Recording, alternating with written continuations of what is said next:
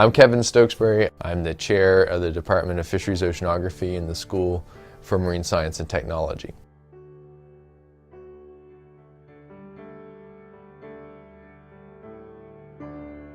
The first output, the original output and the kind of the bread and butter of the program, is an estimate of the scallop abundance. We're estimating the number, the size, distribution, and the spatial distribution of the scallop resource, and we based our survey on the footprint of the fishery. Where the fishery fishes, that's where we survey. Because of the way we collected our data, we do at least 2,000 samples every summer.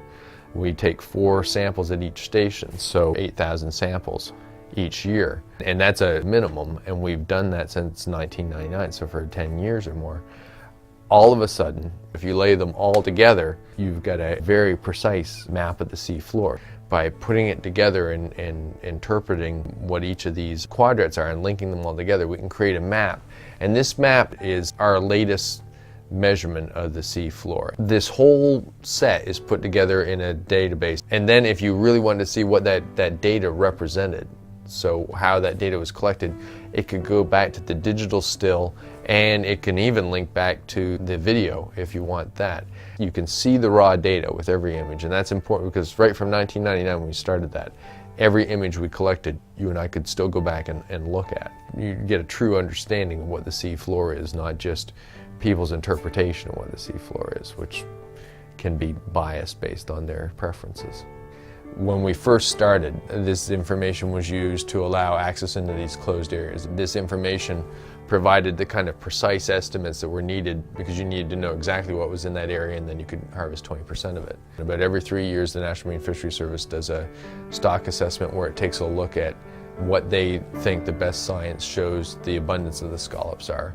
This past year, our data was used completely as an independent survey. The consequences of overfishing or underfishing are both huge. You're either putting people out of work or you're reducing the resource so badly that it can't recover, which means more regulation issues. The funny thing with these kind of surveys is that they become more valuable the more you do it. And I actually presented this to the fishing industry, and I said, people are very concerned about the impact of your dredges on the sea floor. Let's go out, film it before, and then go back and film it right after and see what kind of impact there was. And we did that, and we actually published a paper. And because of the dynamic environment where scallops live, we didn't find that there was that much impact for this kind of short fishery. And part of that was because they didn't have to tow very much because there were so many scallops. This fishery is worth over $300 million annually. Why would you just rely on one piece of information? Once the continuation is broken, it's broken. Maybe our survey will go away and nothing will happen. Maybe our survey will go away, you'll just be using one piece of information, you'll miss a signal, you'll assign too much allowable catch for 1 year. The next year you'll go back and you'll have to reduce the fishing industry by 15, 20, 30, 40%. People start going out of business.